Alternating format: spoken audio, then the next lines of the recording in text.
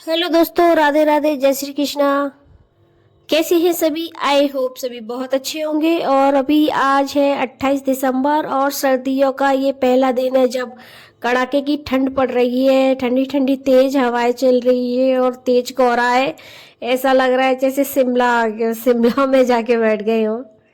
और मैंने भी पूरी तैयारी के साथ कैप वैप लगा के अच्छे से स्वेटर, डबल स्वेटर पहन के, और मैं बाहर का नज़ारा देखने आ गई हूँ। और अभी देखना, अभी बहुत टाइम हो चुका है, मैं आपको दिखाती हूँ।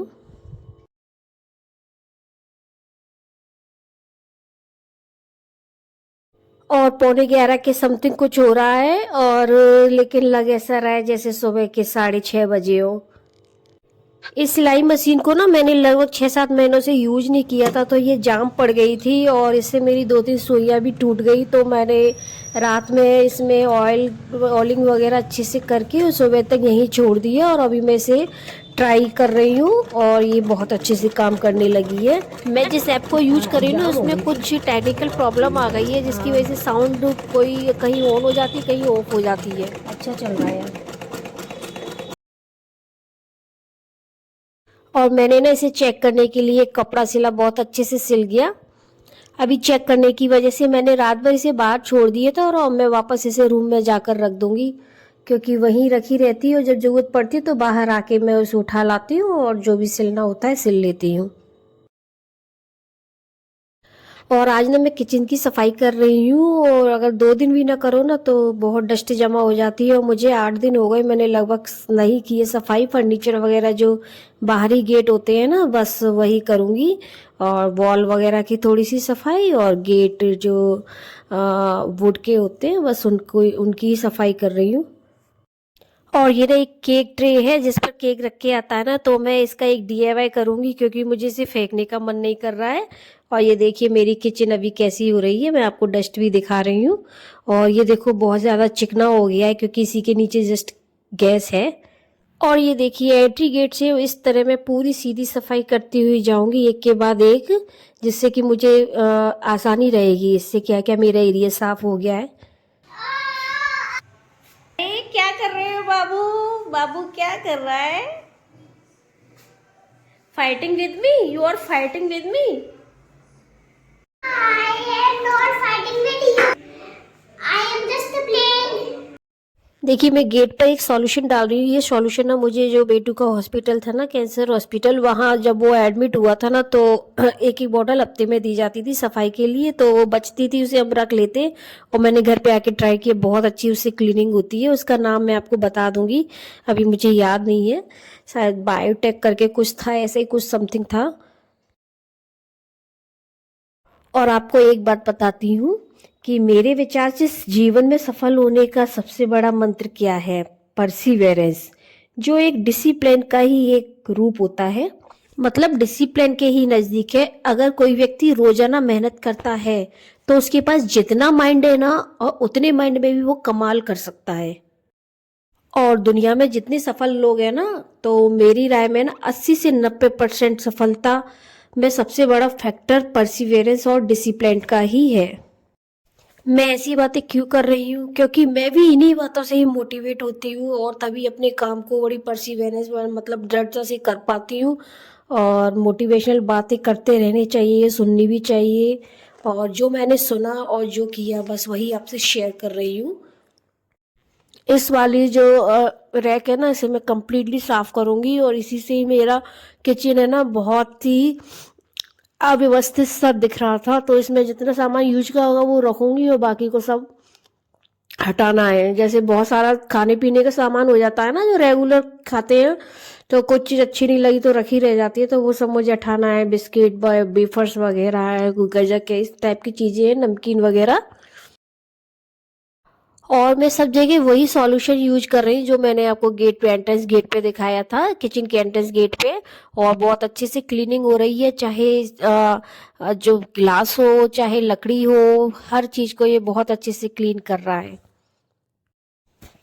ऐसा नहीं है हम हाउस वाइफ है तो केवल हाउस के ही काम हमको करने हैं। नहीं तो घर की रानी को नौकरानी बनने में कोई ज्यादा समय नहीं लगता है। मैं आपको दिखाती हूँ कितना क्लीन हो गया है। क्लीनर बहुत ही लाजवाब है। घर को साफ रखना अच्छी बात है, घर के काम करना अच्छी बात है, लेकिन अपने आप को भी ग्रो और ग्रूम करते रहना बहुत ज़रूरी होता है, नहीं तो लड़कियां और महिलाएं कमज़ोर पड़ जाती हैं। कब? जब वो भावना के खेल में बह जाती है। ये चारों डब्बे ना मेरे फ्रिज में रखने के लिए जो नीचे वाले फ्रिज में जाएंगे, अभी मैं यहाँ इन्हें लगा देती हूँ, जब जाऊंगी तो नीचे अरेंज कर दूंगी। और ये सारी जितनी पॉलीथीन घर में आती है ना, मैं सब इस डिब्बे में फिल करती जाती हूँ। जब जरूरत पड़ती है इसमें से हर कोई बड़ी इजीली निकाल लेता है।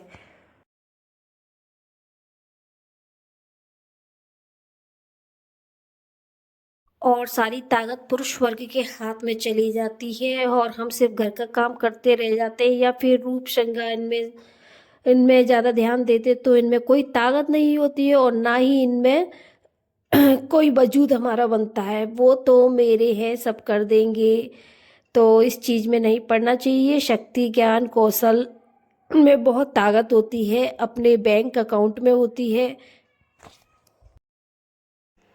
स्क्रबर से मैंने जरा सा इस ट्रे को घिस लिया है, केवल क्रीम लगी हुई थी, मतलब बहुत सूखे स्क्रबर से घिसा है, उसे गीला करके निचोड़ लिया बहुत अच्छे से, बहुत ट्रे एकदम क्लीन हो गई। और एक बात, ताकतवर बनके तो देखो। और ताकत किससे आती है? ज्ञान से, ज्ञान की शक्ति से शक्ति भी आती है और ताकत भी आती है। जब हम पढ़ने के लिए लोन लेना चाहते हैं ना, लड़कियों की मैं विशेषकर बात करूँ, तो माँ बाप तक गारंटर बनना नहीं चाहते हैं। और जब उसकी एक अच्छी नौकरी लग जाती है ना, तो सब कैसे पीछे पीछे आते हैं। माँ बाप भी कहते हैं देखो हमारी बेटी कहाँ नौकरी कर रही है। और बड़े फक्र के साथ वही माँ बाप बताते हैं जो हमारा गारंटर बनने के लिए तैयार नहीं थे। और अब आप जान सकते हो कितनी शक्ति होती है। कुछ लड़की अभी क्या कर रही है ना, यूट्यूब पर काफ़ी वीडियो बना रही हैं, पढ़ लिख नहीं रही हैं, और वो सोच रही है शायद यही उनका भविष्य है। हाँ, ये भी कीजिए, लेकिन साथ में पढ़ाई को भी प्राथमिकता दीजिए। पढ़ाई ऐसे नहीं फॉर्मेलिटी की बीए एमए कर लिया, बस पेपर दे आए, हो गया काम। हाँ, जब तक हमारे अंदर डीप नॉलेज नहीं होगी, डीप नहीं, नॉलेज ही नहीं होगी, तो हम अपने आप को ज्ञानवान नहीं कह सकते हैं। हाँ, डिग्री जरूर हासिल कर लेंगे। हाँ, जिसकी हेल्प से सिर्फ शादी ही कर सकते हैं, जो शादी करने में ही हेल्प करती है। ये देखिए, मैंने किचन की खिड़की खोली है ना, तो ये आगे छत है जो पहले ओपन थी, अब बन गई है। और अब मैं इसे कम खोलती हूँ क्योंकि धूप नहीं आती है अंदर। और देखिए, आपसे बात करते करते आधी किचन तो मैंने साफ कर ही ली। और ना अब मैं स्लैब साफ कर रही हूँ, तो पहले सामान अरेंज कर रही हूँ। इसके लिए जितनी, ये मेरी एक बास्केट है, सिंक की बास्केट है, और इसमें मैंने बॉटल वगैरह ये ज़रूरत पड़ता रहता है। ये 1st नंबर की बॉटल है ना, जिसमें मैं कुछ पकाती हूँ ना, उसकी ज़रूरत पड़ती है। और 2nd नंबर, मुझे बार बार प्यास लगती है तो पानी पीती हूँ। और सॉस के लिए मुझे कोई उपयुक्त जगह नहीं मिली तो मैं यहीं रख देती हूँ। और अभी साथ में ही जो खाना मुझे बनाना है ना, उसको भी मैं साथ में भिगो कर तैयारी कर लूँगी। आटा वाटा भी मैं लगा के रख दूँगी अभी। और मैंने बेटू को भी नहला दिया, जिससे कि वो बैठ के अपना कुछ वर्क कर लेगा, नहीं तो वो मेरे आगे पीछे फिरता रहेगा और अपना सारा टाइम ऐसे ही वेस्ट कर देगा। और बस अब ये विंडो रह गई है, इसको साफ कर रही हूँ। इसके बाद नीचे जो फर्नीचर है ना, सिंपल फर्नीचर है, नॉन मॉड्यूलर किचन है मेरी, तो बस उसको मैं डीपली साफ करूँगी, काफ़ी गंदा हो गया है। और मेरी किचन में ना बिल्कुल भी, मतलब जो वो पत्थर की अलमारियाँ बनी थी ना, बस उसमें ऊपर ऊपर से कबर्ड लगवा दी है। और कोई भी ऐसा नहीं है कि जो मॉडर्न किचन आजकल की होती है या फिर मॉड्यूलर होती है, तो वो नहीं है। सिंपल किचन है मेरी, और मैं उसे अच्छे से ऑर्गेनाइज करके रखती हूँ। तो ऐसा लगता है, कई लोग बोलते हैं कि मेरी किचन मॉड्यूलर है, बट है वो सिंपल। और बस आज का वीडियो मैं यही एंड करती हूँ। आई होप आपको आज का वीडियो अच्छा लगा होगा। और जो भी न्यू व्यूवर्स है ना, वो प्लीज़ मेरे चैनल को सब्सक्राइब कर लीजिए और वीडियो को लाइक एंड शेयर भी कर दीजिए। Thank you. मिलते हैं एक नए ब्लॉग के साथ।